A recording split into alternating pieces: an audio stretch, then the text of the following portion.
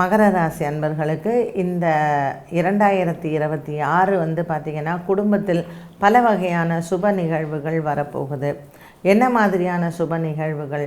நல்ல ஒரு மனசுக்கு திருப்தியாக, அதாவது வீடு வாங்கிறது, உங்கள் வீட்டில் யாருக்காவது குழந்தை பிறக்கிறது, வளகாப்பு, சீமந்தம், திருமணம், நிச்சயதார்த்தங்கள், இப்படி எல்லாமே சுப காரியங்களாக வரும்பொழுது நம்ம அதை பொறுப்பெடுத்து செய்யக்கூடிய ஒரு நிலைமை வரும். அது மனசுக்கு ரொம்ப நிறைவாக இருக்கும். ரொம்ப ஒரு சந்தோஷத்தை தரக்கூடிய ஒரு காலமாகவும் அமைய போகுது. இந்த காலகட்டத்தில் இந்த மகர ராசி அன்பர்களுக்கு வந்து பார்த்திங்கன்னா ஒரு மனதிற்கு நிறைவான ஒரு 2026 அப்படின்னு தான் சொல்லணும்.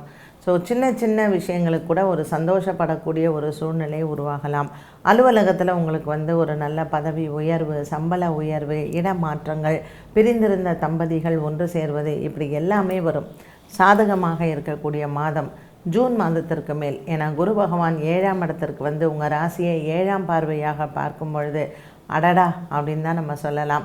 ஸோ ரொம்ப இந்த ஜூன் மாதத்துலேருந்து டிசம்பர் மாதத்துக்குள்ளே உங்களுக்கு என்னென்ன காரியங்கள் தேவைப்படுதோ இது எல்லாத்தையுமே முடிச்சுக்கோங்க. ஏன்னா கேது பகவான் மாற்றம் அப்படின்னு வரும்பொழுது கரெக்டாக இப்போ வந்து சிம்மராசியில் இருக்கக்கூடிய கேது குருவோடு சேர்ந்து அவர் வந்து கடகராசிக்கு வந்துடுவார். ஸோ அதுக்கப்புறம் வந்து பார்த்தோம்னா நமக்கு இந்த ஜூன் மாதத்துலேருந்து டிசம்பர் மாதம் இருக்கக்கூடிய ஒரு நல்ல விஷயங்கள், டிசம்பர் மாதம் கேது வந்துட்டார் அப்படின்னு சொன்னால் கொஞ்சம் குறைய ஆரம்பிச்சிடும். ஸோ மகர ராசி நேயர்கள் வந்து வேலை, திருமணம், வீடு, வண்டி வாகனம், இது எல்லாமே ஜூன் டு டிசம்பர் பிளான் பண்ணிக்கோங்க. அண்டு உங்களுக்கு எப்படிப்பட்ட ஒரு அமைப்பு இருக்கும் அப்படின்னு பார்த்தீங்கன்னா நீங்கள் பிளானே பண்ண மாட்டீங்க. ஸோ வாய்ப்புகள் உங்களை தேடி வரும் பொழுது இந்த வாய்ப்புகளை நீங்கள் பயன்படுத்தி கொள்ளலாம்.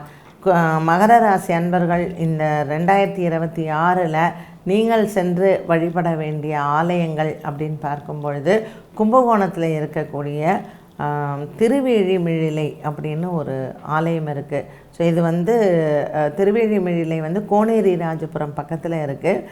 நீங்கள் அங்கே போய் சிவபெருமான் ரொம்ப அற்புதமான ஒரு கோவில். ஸோ அங்கே மாப்பிள்ளை சுவாமியை வழிபாடு செய்து அவருக்கு மாலை, வஸ்திரம் இதெல்லாம் கொடுத்து வழிபாடு பண்ணிட்டு வாங்க.